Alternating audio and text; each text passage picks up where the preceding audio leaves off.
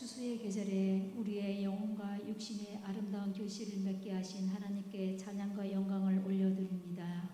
하나님의 뜻보다는 우리의 생각과 고집을 따라 살았던 삶을 내려놓습니다. 십자가의 피로 정결하게 하사 주님의 의로움으로 옷 입혀 주시옵소서.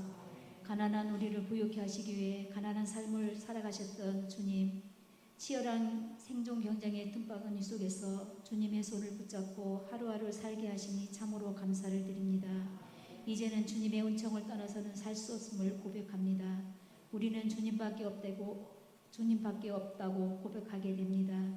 주님, 우리의 심령을 은혜의 강가로 주님의 생명수로 가득 채워 주시옵소서. 주님, 세상 곳곳에는 기근과 전쟁과 분쟁으로 불안한 나라들을 보내고 있고 힘없는 어린아이들, 연약한 여자들, 또 노인들이 많은 고통 속에 살아가고 있습니다. 주님이 바라시는 평화와 누구나 골고루 행복하게 살아갈 수 있도록 인도하여 주시옵소서. 사랑의 주님, 우리가 그리스도의 몸인 교회를 사랑하는 마음과 그리스도의 몸을 세워갈 수 있는 분별력과 지혜를 주시옵고, 자신의 영광보다는 옥포교회의 공동체의 덕을 세우고 매사에 덕을 세우는 은혜로운 말을 하는 자가 되기를 원합니다. 남보다는 남을 여기는 예수님의 겸손함을 배우게 하시고, 공동체의 구석구석에서 섬기는 모든 지체들에게 그리스도의 마음이 심겨져 그리스도의 향기가 흘러넘치게 하여 주시옵소서. 주님, 11월 16일은 수능을 치는 귀한 자녀들이 있습니다. 하나님을 의지하고 최선을 다해 시험에 응하게 하시고 영육간의 강건함으로 비전을 품고 최상의 컨디션으로 치를 수 있도록 우리의 자녀들을 도와주시옵소서. 주님, 이 시간 주님의 말씀을 듣기를 원합니다. 단위에 세우신 종을 붙들어 주시고 우리 안에 깊이 박힌 쓴뿌리를 하나님의 종의 입술에서 나오는 말씀으로 치우게 하시며 깨달음 있게 하여 주시옵소서. 목사님 가정을 지켜주시고 늘 동행하시며 자녀들에게도 지혜를 허락하여 주시고 영육간에 강건하게 지켜주시옵소서. 예배의 시종을 주님께 의탁하며 우리를 죄에서 구원하신 예수 그리스도의 이름으로 기도드립니다.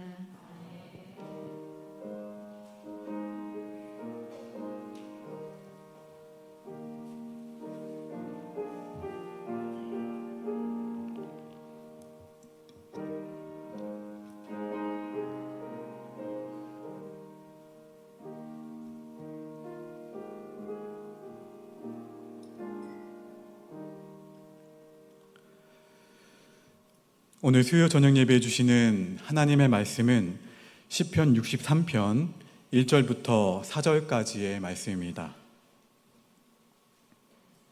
시편 63편 1절부터 4절까지의 말씀을 한 절씩 교독하겠습니다. 하나님이여, 주는 나의 하나님이시라. 내가 간절히 주를 찾되 물이 없어 마르고 황폐한 땅에서 내 영혼이 주를 갈망하며 내 육체가 주를 앙모하나이다.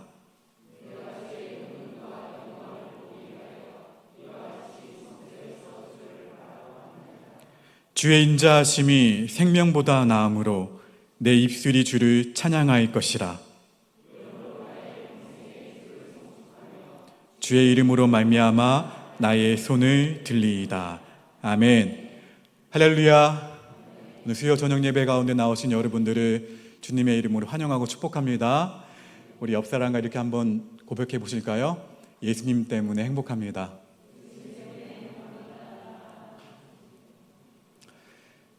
저녁은 잘 드시고 오셨나요? 많이 피곤하시죠? 오늘 예배를 통해서 새 힘을 얻고 그리고 위로를 얻고 도전을 받을 수 있는 귀한 예배가 되기를 주님의 이름으로 축원합니다. 아프지 마시고요. 자, 오늘 본문의 시인은 목마른 영혼입니다. 사실 목마른 것이 아니라 죽기 직전의 상황으로 보입니다. 우리 본문 1절 말씀을 다시 한번 읽어보실까요? 1절입니다. 시작. 하나님이여, 주는 나의 하나님이시라. 내가 간절히 주를 찾되 물이 없어 마르고 황폐한 땅에서 내 영혼이 주를 갈망하며 내 육체가 주를 앙모하나이다. 아멘. 사실 물이 풍족한 우리나라에서는 사실 실감하기 어려운 말씀이지만 사막이 많은 척박한 팔레스타인 지역에서는 만약 물이 없다면 정말 심각한 상황인 거예요. 이러한 곳을, 이러한 장소를 상상해 보면 저 오늘 본문의 상황은 우리의 상황을 초월한 정말 심각한 상황이라고 할 수 있습니다. 시편 42편으로 넘어가 보시면 시편 42편의 시인도 1절 말씀에서 자신을 척박한 사막 한가운데 목말라 기진한 사슴에 비유하고 있습니다. 우리 시편 42편 1절 말씀 화면을 보고 함께 읽겠습니다. 시작.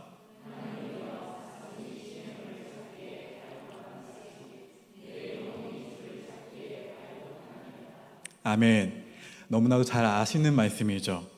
만약에 물을 찾지 못하면 죽게 되니까 뭐라고 표현하고 있어요? 갈급하다라는 말로 사용하고 있습니다. 네, 이 말은 그저 목이 마르다라는 정도가 아니라 생명이 위태롭다라는 뜻이에요. 한번 상상해 보실까요? 저와 여러분, 아니 사슴이 되어서, 사슴이 목이 말라서 이리저리 샘물을 찾아 헤맸지만 결국엔 물을 찾지 못했습니다. 그래서 이젠 기온도 빠지고 태양은 강하게 내리쬐는 상황이에요. 결국 사슴은 어떻게 될까요? 지쳐서 쓰러집니다. 완전히 쓰러져서 숨이 넘어가는 상황, 거의 죽기 직전에 처해 있습니다. 시인은 지금 자신의 영혼이 이 사슴과 같은 상황이라고 표현하고 있는 거예요. 누구를 찾기에? 주님을 찾기에 그만큼 갈급하다는 뜻이에요.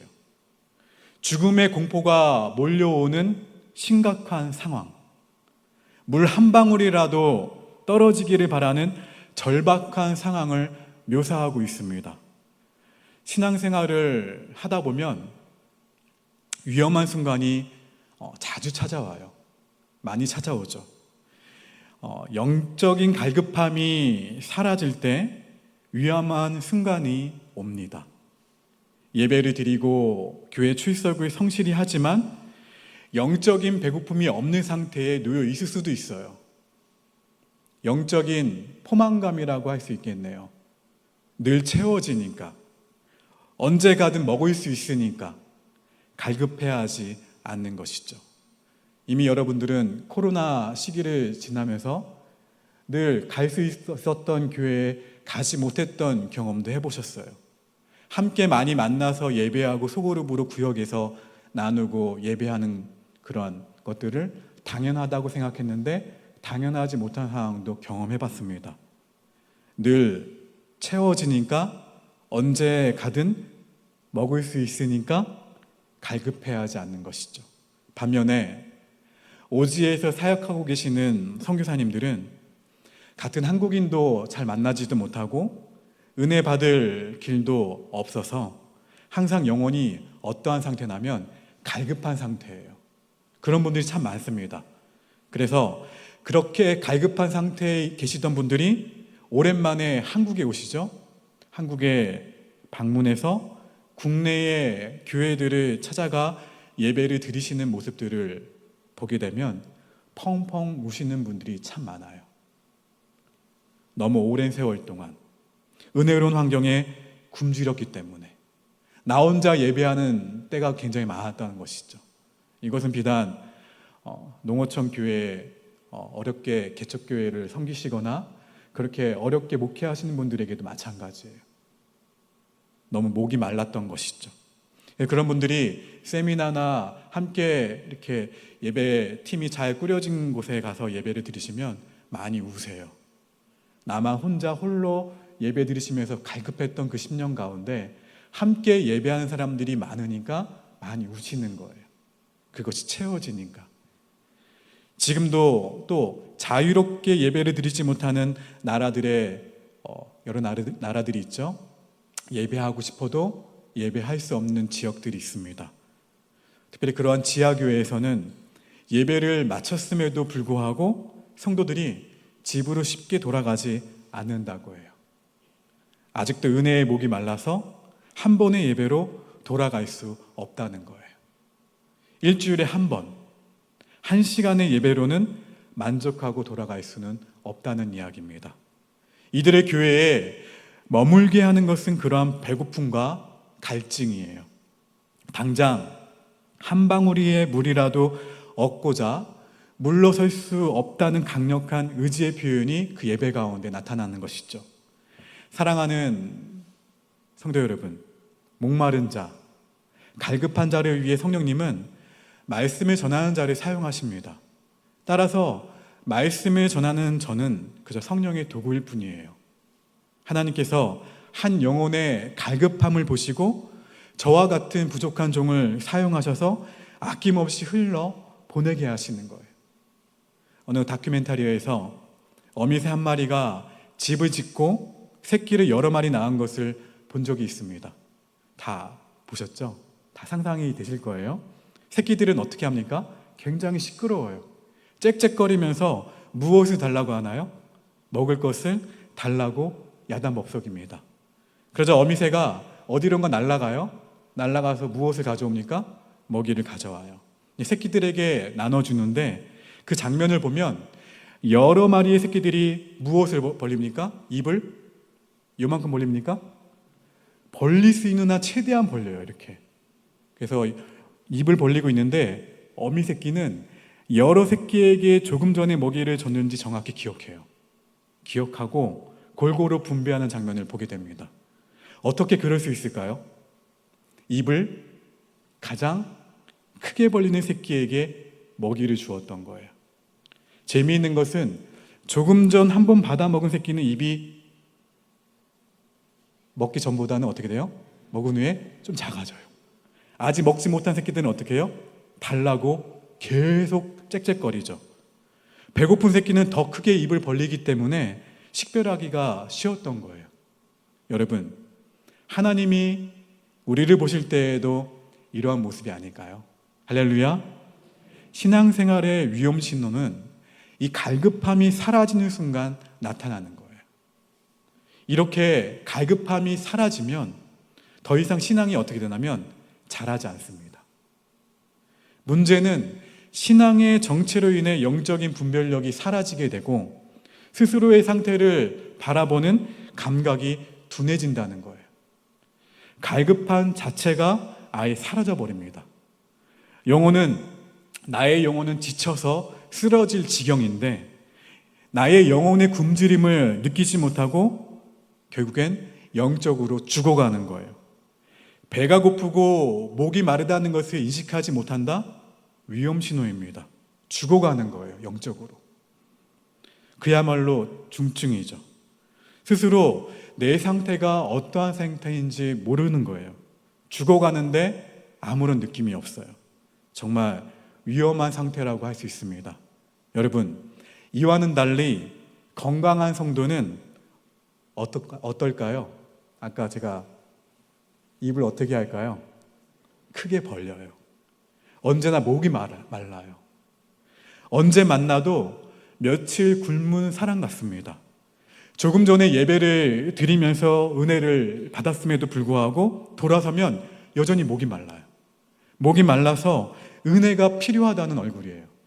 특별히 오폭교회 성도들의 얼굴은 참 그런 얼굴입니다. 한번 보시죠. 옆 사람. 갈급함이 느껴지시나요? 그냥 제가 멘트로 하는 게 아니에요. 제가 부임해서 여러분들을 볼 때 정말 그래요. 제가 수요 예배 설교로 처음 여러분에게 왔잖아요. 12월에. 그때 제가 느꼈던 것은 여기에서 갈급함으로 예배하는 여러분들의 모습이었어요. 이 고백, 이 갈망, 지금 내게는 하나님의 은혜만 필요합니다. 지금 내게는 하나님의 은혜가 필요합니다. 예수님 목마릅니다. 이 고백을 온몸으로 쏟아내는 사람이 어떠한 성도라고요? 건강한 성도예요. 여러분, 혹시 며칠을 굶어 보셨나요?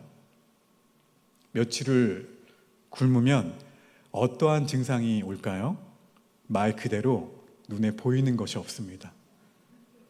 제가 처음 금식을 했을 때가 아무것도 모를 때였어요.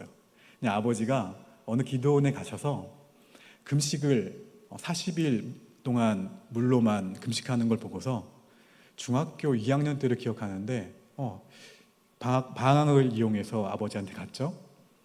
저도 해보겠습니다 라고 하고 굉장히 후회했어요. 저도 물만 먹고 3일 금식을 했었는데 막 눈에 보이는 게 없더라고요. 눈에 보이는 것도 없이 기도도 안 나오는데 그래도 완수하겠다는 마음으로 완수한 다음에 나중에 3일째 되는 날 보식을 해야 되는데, 그쵸?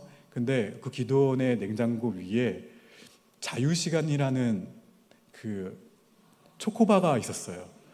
그게 굉장히 왜 이렇게 크게 다가오는지 저걸 너무 먹고 싶어가지고 제가 그것을 원장님에게 물어보고 먹기 시작했죠. 먹으면 안 됐는데 너무 배고파가지고 그냥 보식으로 줬던 게 굉장히 속에 이렇게 무리가 가지 않게 물을 이렇게 묻혔던 거, 물로 이렇게 양념이 되지 않는 것만 주시길래 그 자유시간을 먹고 제가 중학교 내내 자유시간을 입에 달고 살았어요. 그리고 군 시절에 교회 가는 게 그렇게 어렵지 않다가 막상 군대 가니까 교회 가는 게 이렇게 어려운지 몰랐어요. 특별히 신병교육대 때 초코파이 하나 먹으려고 그 수많은 군 장병 있는 곳에서 가운데 줄 이렇게 앉을 데가 없어가지고 쓰면서 누군가가 앞에서 그 조교들이 초코파이를 다 나눠주는데 누군가가 중간에 그 초코파이 하나를 더 먹으려고 뒤로 전달 안 하고 하나를 자기 주머니에 숨긴 거예요. 저한테 돌아오질 않는 거예요, 그게. 그래서 너무 화가 나는 거예요, 이게. 나는 배가 고픈데 오늘 예배 드리러 왔지만 초코파이가 너무 먹고 싶은데 제가 이제 손을 들어서 일렀죠. 저 초코파이 못 받았다고. 저뿐만 아니라 여러 주례도 그러는 사람들이 많더라고요. 제가 그 모습을 보면서 내가 이 초코파이 하나에 이렇게 목숨을 걸어야 되나 하는데 목숨을 걸 수밖에 없더라고요. 너무 배가 고프니까. 자대에 갔을 때도 훈련 중에도 굉장히 훈련을 이렇게 열심히 받거나 아니면 힘든 훈련이 있으면은 그냥 그 배식으로 나오는 그 군 식량이나 아니면은 그 음식이 너무 맛있는 거예요. 저는 남들보다 2배로 먹었어요. 2배로 먹고 살은 안 찌는데 계속 먹었어요. 그런데 그 훈련 중에 군 시절에 먹었던 그 배식 아니 급식, 근데 우리가 주님 앞에 나올 때도 어때요? 마찬가지라는 거예요. 정말로 은혜를 강구하는 사람들은 태도가 달라요. 갈급함으로 하나님 나를 어떻게 해달라고요? 살려달라고. 하나님께서 은혜를 오늘 주시지 않는다면 저는 한 치 앞도 살아갈 수가 없습니다. 오늘 이 하루를 살아갈 수 없습니다. 내 힘으로는 살아갈 수 없습니다. 이처럼 고백한 사람들이 참 많고 그리고 믿음의 인물들도 참 많아요. 수로보니게 여인도 그렇습니다. 예수님은 그 여인을 어떻게 하셨죠? 외면하셨어요. 자꾸 귀찮게 하니까 의도적으로 내쳐버리기까지 하셨습니다. 뿐만 아니라 모욕적인 말씀도 하셨어요. 이렇게 예수님께 모진 수모를 당했지만 수로보니게 여인은 결코 물러서지 않았습니다. 우리 마가복음 7장 28절 말씀 읽어봅니다. 시작.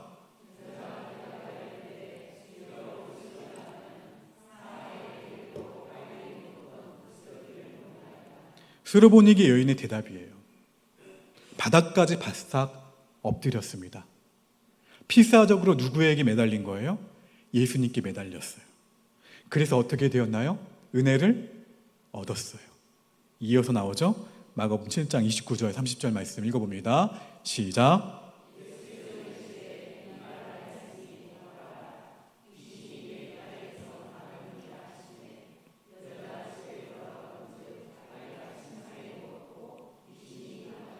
할렐루야. 이것이 바로 갈급한 사람의 자세예요. 교회에 오시다가 아니면 예배를 드리기 위해서 걷거나 운전을 하시다가 아니면 예배를 드리려고 했지만 어떠한 상황이 벌어져서 가도 좋고 오늘은 좀 쉬어도 좋지 않을까? 라는 고민이 들 때가 있나요, 없나요? 있어요. 오늘 말고 다음 주에 가면 되지라든지, 아니면 내가 기분 너무 상했어요. 무슨 일이 벌어져서. 그래서 예배를 어떻게 합니까? 예배를 오늘은 좀 쉬어야 되겠다. 아마도 그런 분들은 아직 영적으로 배가 고프지 않은 거예요. 하나님의 은혜를 사모하는 사람은 발로 차고 밀어내도 나는 무엇을 하겠다? 예배를 드리겠다. 이런 자세로 예배를 드리러 오는 사람이에요. 그럴 때 무엇을 받냐면 은혜를 받습니다. 맹인 바디메오는 어땠나요? 마가복음 말씀 10장 말씀 읽어봅니다. 시작.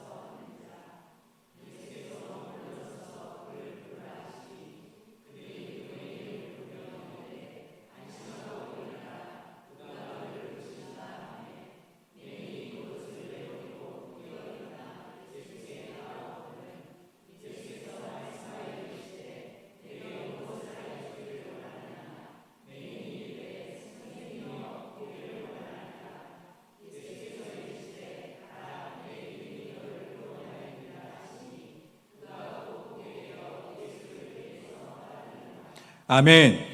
다윗의 자손이여 나를 불쌍히 여기소서. 소리쳤지만 주변에서 온통 바디메오를 어떻게 합니까? 나무랍니다. 조용히 하라고 호통을 칩니다. 야단을 쳐요. 그러나 바디메오는 물러섰나요? 물러서지 않았나요? 결코 물러서지 않았습니다. 왜 그랬나요? 오늘 말씀의 주제와 연결한다면 영적으로 배고팠기 때문에. 여러분이 잘 알고 있는 삭개오는 어떻습니까? 삭개오 얼마나 목이 말랐습니까? 그토록 원하던 돈도 잘 벌었어요. 세상 지위도 다 가졌습니다. 같은 동족 유대인들에게는 멸시를 받았지만 자신이 원하던 지위도 가졌어요. 로마의 권력을 등에 업은 채 사실 그 당시에 세상적으로 말하면 성공한 인물이었어요. 그런데도 삭개오는 주님께 대한 목마름이 있었어요. 그래서 예수님이 오신다는 소문을 듣고 어떻게 합니까? 주저하지 않고 바로 달려나갑니다. 삭개오는 키가 작았습니다.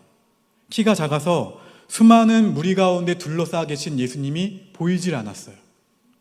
그래서 자신의 체면조차 생각하지 않고 잊어버리고 어디로 올라가게 됩니까? 돌 무화과 나무, 뽕나무 위로 올라가 버리죠. 아무리 그래도 사회적 위신이 있는 사람인데 나무 위로 올라가서 예수님을 본다? 그야말로 그 사람이 삭개오가 목이 말랐음을 온몸으로 증명한 거예요. 나무 위로 올라갔다는 것은요. 이처럼 삭개오는 용기를 냈던 것입니다. 누구의 얼굴을 보기 위해서요? 예수님의 얼굴을 보기 위해서 나무 위를 올라갔습니다. 피곤해도 이 자리에 나와 예배하는 여러분처럼 말입니다. 그야말로 죽어도 예수님을 만나겠다는 갈급함이에요. 이렇게 삭개오가 나무 위로 올라가자 예수님께서 고개를 돌려 누구를 바라보시죠? 삭개오를 바라보세요. 그 수많은 사람들에 둘러싸여 계시는데 그 이야기 준비한 찬양 영상으로 한번 만나보겠습니다. 예수님이 뭐라고 말씀하셨죠? 삭개오야 내려오라. 예수님이 이미 삭개오의 목마름을 아셨습니다. 사랑하는 성도 여러분, 건강한 성도는, 좋은 성도는 이처럼 영적인 사모함이 남달라요. 하나님의 은혜가 있는 곳에 항상 그 사람은 언제나 있습니다. 저는 그 사람이 저와 여러분이 되기를 바랍니다. 남들보다 훨씬 더 강력한 영적인 갈망이 있어요. 이것은 마치 하나의 공식과도 같습니다. 목이 마른 만큼 채워지는 공식처럼요. 아무리 하늘에서 은혜가 장대빛처럼 쏟아지고 있어도 내 영이 예수님이 아닌 다른 것으로 채워져 있다면 아무 소용이 없어요.